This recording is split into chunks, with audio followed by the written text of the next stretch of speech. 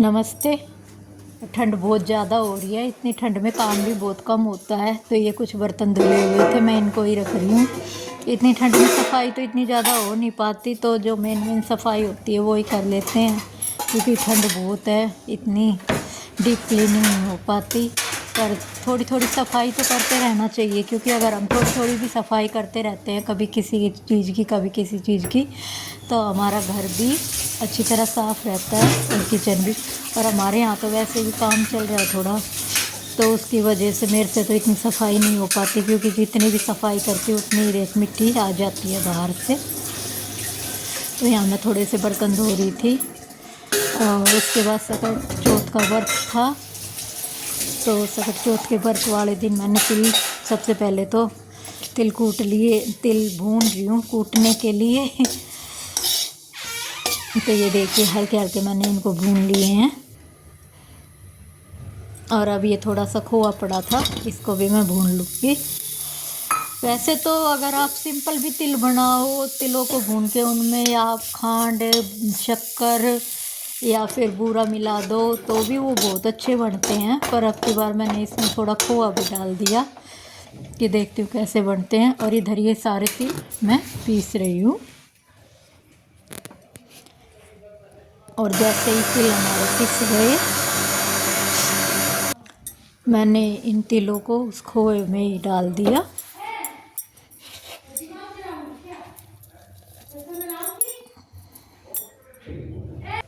और फिर मैंने इसमें शक्कर मिला दी। आप खांड या बूरा भी मिला सकते हैं, पर मेरे पास तो ये शक्कर ही पड़ी थी, मैंने यही मिला दी।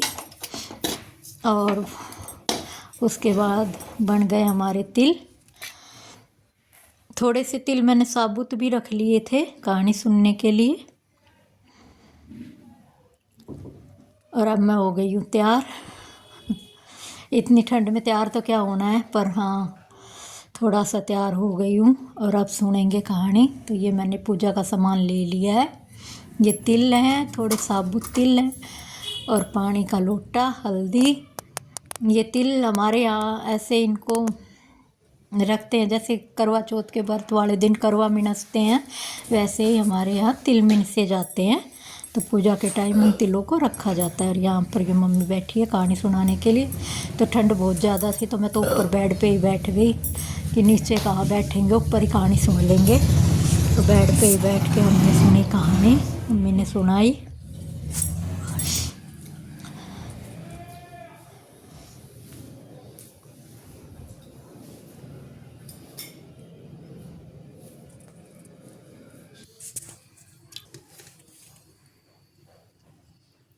ये सबसे पहले मम्मी यहाँ हल्दी का टिक्का कर रही है कलश में, और थोड़े से तिल के दाने भी डाल दिए हैं। थोड़े से तिल के दाने हम दोनों ने हाथ में ले लिए कथा सुनने के लिए। चलो जैसे डांगरा ने लेके, और तेरी माँ तो रोज गटका करके खा से बोलो चो। हाँ क्या तो रोज गटका करके खाए से। इसी बालक तुम आए को एक दिन रूस के सो को ना गयो। और कहानी सुनने के बाद मैंने सूर्य देव को जल अर्पित कर दिया था। उसकी मैं वीडियो नहीं बना पाई। और उसके बाद व्रत खोलने के लिए मैं बनाने लग गई चाय। तो अब चाय बना के, चाय के साथ मैं तिल खाऊंगी। और ऐसे हमारे यहाँ व्रत खुलता है। फिर रात को चांद को देखकर हम खाना खा लेते हैं। तो अभी मैं चाय पीऊँगी, चाय के साथ तिल खाऊंगी। तो चाय बना लेते हैं। और इतनी ठंड में तो जितनी बार चाय पियो उतना ही अच्छा लगता है। तो आज मैं आपको भक्ति और भाव के बीच की एक और छोटी सी कहानी सुनाती हूँ। एक बार एक आदमी था, उसने कृष्ण भगवान की सेवा ले रखी थी। वो अपने कृष्ण भगवान को बहुत अच्छी तरह से नहलाता धुलाता, भोग लगाता, वस्त्र पहनाता, और कृष्ण भगवान की खूब सेवा किया करता था। तो उसकी छोटी सी बेटी थी, वो देखती रहती थी, पर उसने कभी कृष्ण जी की सेवा नहीं की थी। उसका पिता ही उसकी सेवा कर लेता था कृष्ण भगवान की। तो एक बार उसको किसी काम से जाना पड़ गया, तो वो अपनी बेटी से बोल के गया, बेटी पहले है ना, आज मैंने खाना नहीं बनाया, तो पहले खाना बना के भगवान का भोग लगा देना, बाद में कुछ खाना। तो वो लड़की बोली ठीक है। अब उसने कभी कृष्ण भगवान की सेवा की नहीं थी, तो उसने जल्दी जल्दी से भोग बनाया, कृष्ण भगवान को ऐसे भोग लगा दिया पर्दे के पीछे, रख दिया वो खाना और खुद बैठ गई पर्दे के मतलब ऐसे पर्दा सा लगा के कि भगवान खा लेंगे उसके बाद मैं खाऊंगी। थोड़ी देर में देखा तो वो भोग ऐसा कैसा रखा रहा।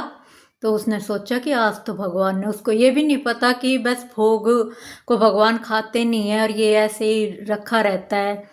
तो उसने सोचा आज तो भगवान ने भोग नहीं खाया, शायद मुझसे कुछ गलती हो गई।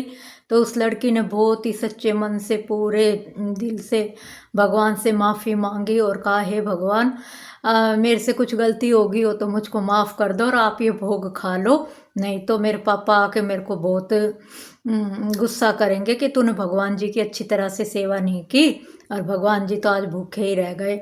और ये कहते कहते वो लड़की रोने लग गई और उसने बहुत ही गहराई से भगवान को याद किया और फिर हाथ जोड़ के पर्दे के पीछे बैठ गई। थोड़ी सी देर में पर्दा हटा के देखती है तो भगवान कृष्ण खुद ही आकर उस भोग को खा रहे थे।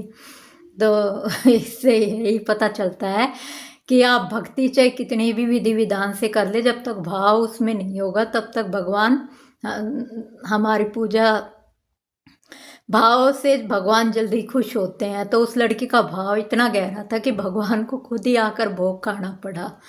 और जब उसने यह बात अपने पिता को बताई कि आज भगवान आकर सारा भोग खा गए, तो उसके पिता ने कहा कि भगवान भोग थोड़ी खाते हैं। कि नहीं, भगवान खुद आकर भोग खाया। तो उसके पिता भी रोने लग गए और भगवान के आगे हाथ जोड़े कि मैंने आज तक जितनी पूजा की आपने कभी इतनी स्वीकार नहीं की जितनी मेरी बेटी की स्वीकार कर ली। और दोनों बाप बेटी बहुत खुश हो गए। तो इससे यही पता चलता है कि भक्ति से ज़्यादा भाव होना चाहिए। अगर हमारा भाव सच्चा है तो भगवान उस पूजा को जरूर स्वीकार करते हैं।